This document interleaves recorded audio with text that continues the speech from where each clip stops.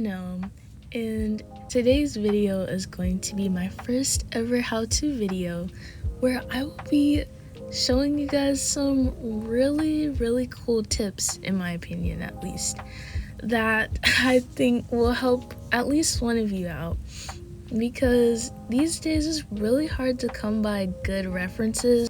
So I hope you all will enjoy this video, and feel free to let me know like what other kinds of how-to videos you want to see, or like any type of tutorials. And yeah, I'll catch you all in the next video. Tip number 1, brainstorming. That's right, brainstorming, the treacherous activity that can either spark joy or cause you to have 55 gray hairs in this series of like a month. But no, in all seriousness, brainstorming is absolutely crucial for any process.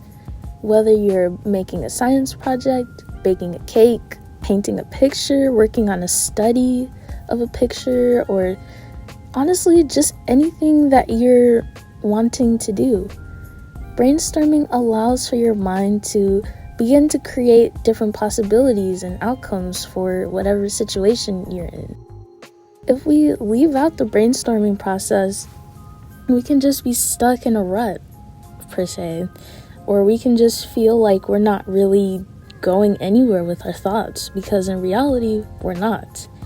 Brainstorming ideas allows you to sort through which ideas are nonsense and which ideas are gold. And plus, never forget that most of the best works of art that exist in the world started off as fever dreams. Pretty weird, right? Tip number 2, which is explore your neighborhood or city. Have you gone outside today? Be honest. If you haven't, that's okay. Honestly, it's pretty hard to get outside these days. It's either super hot or super not. But if you have the ability to go outside, I highly recommend doing this.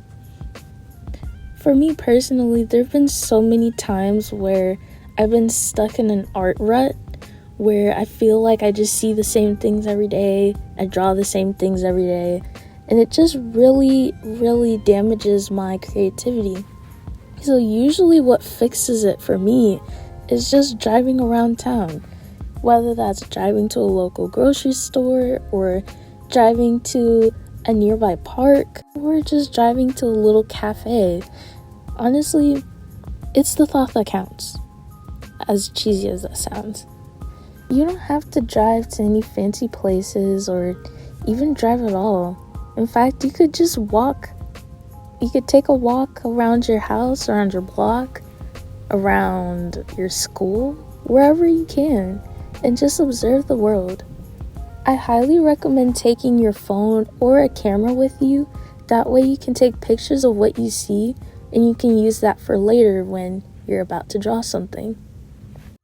Also, an alternative to that would be to carry around a little notebook. I know a lot of people are doing like digital cleanses now and social media cleanses, so carrying around a notebook would be a really great way to still participate in this form of sightseeing. Tip number 3, go through old pictures. I know what you might be thinking. How can going through old pictures help me be creative? Well, going through old pictures does more than just unlock hidden memories in your brain. When you see an old picture, let's say it's from 1995, you'll see that picture, and then yes, initially you might see like, let's say your family members in there, and you'll probably gasp at how young they look or whatever. But then your brain does something else. You start to think more and more and more, and look more and more and more, and you see that there are so many differences between how people might have dressed back then or acted, the foods they might have eaten, all of that. And it can really peak or start a new branch of creativity in your mind. I highly recommend looking through old pictures, whether those are your own pictures, your parents' pictures, your grandparents' pictures, baby pictures of your siblings, whoever it might be. Just take a minute and look through an album. You won't regret it, I promise. And last, but certainly not least, is royalty-free websites. Before we even get into this tip, we have to first make sure that we all know what a royalty-free website is. I personally didn't really know what this was until I looked it up, so don't feel bad if you don't know what it means. So, according to Annie Pylon from smallbiztrends.com, royalty-free is a term that is used to describe certain types of intellectual property, copyrights, patents, trademarks, etc., that you're allowed to use without having to pay royalties or a license fee. A popular royalty-free website that most people know of is Pinterest. And overall, Pinterest is pretty great when it comes to, getting inspiration, all of that good stuff.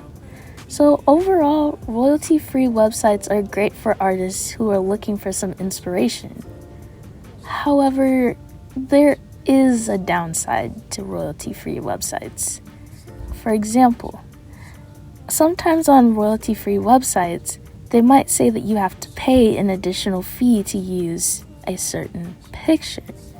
Now, if you don't pay that fee and you just proceed to use the picture anyway, you might get sued, or at least you might get in some type of trouble.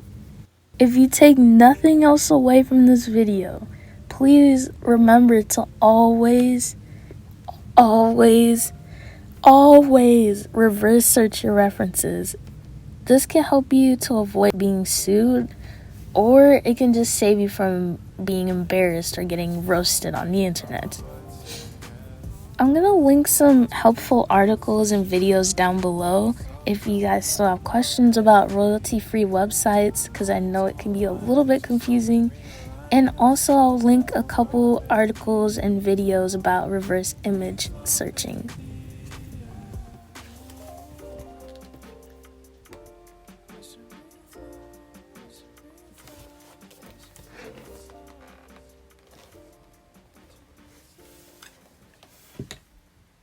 It is time for me to show you all the gems that I use to find my references.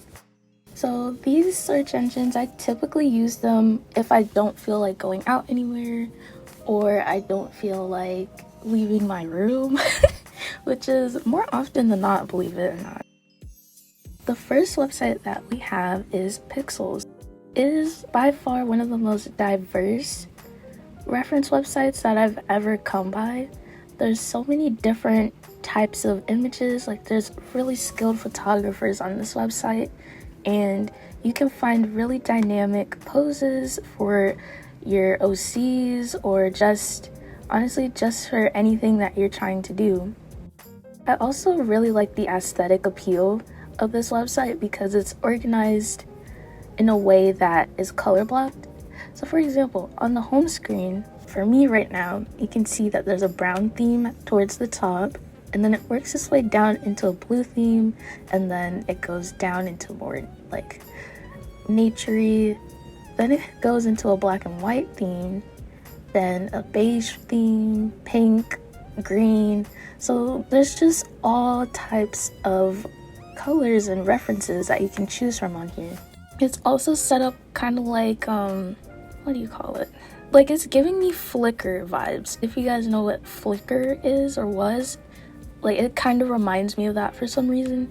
It's just really easy to use, and plus you can find some really cool photographers too.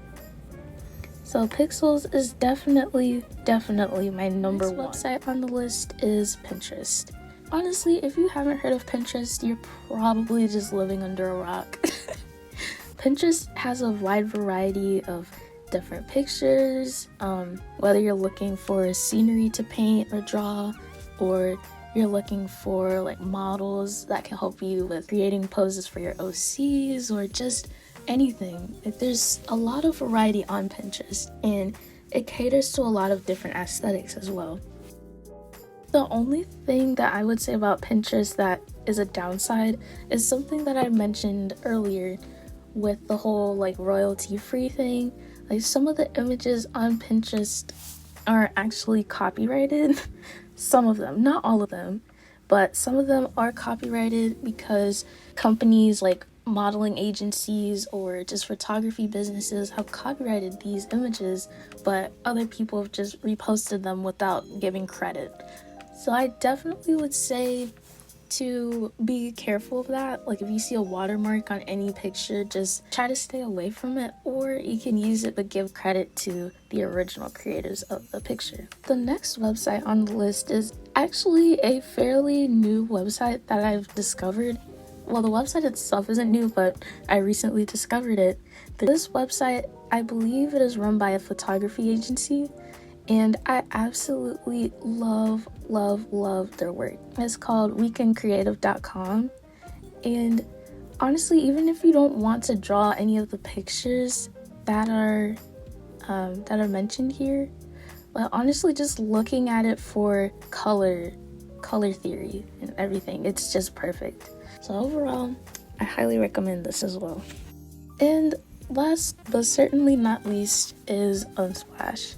Unsplash is kind of in the same category as Pixels, because on Unsplash there's a whole bunch of everything. Like, you can find really cool desktop wallpapers, you can find technology stuff, business stuff, fashion, people, nature, architecture, current events, whatever you're looking for.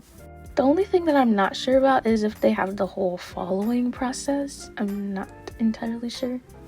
Overall, it's really great for still life pictures and also just everything kind of pictures. With Unsplash, there is a policy where you have to give credit.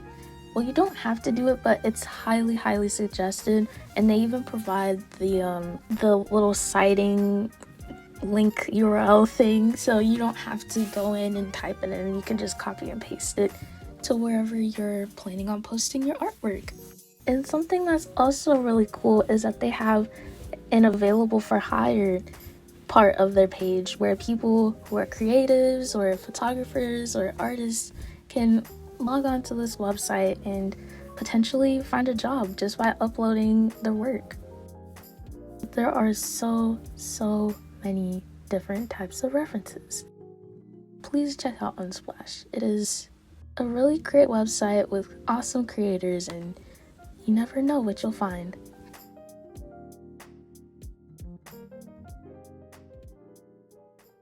Thank you all so much for watching today's video. I know it was a little bit different from what I usually post, but I really hope that the tips that I mentioned in here can help you all out. Even if you just use one, that's perfectly fine. But do let me know if you use them. I'm really curious to see what beautiful artworks will come from this. But yeah, I hope you guys enjoy the rest of your day, and I'll see you in the next video. Bye!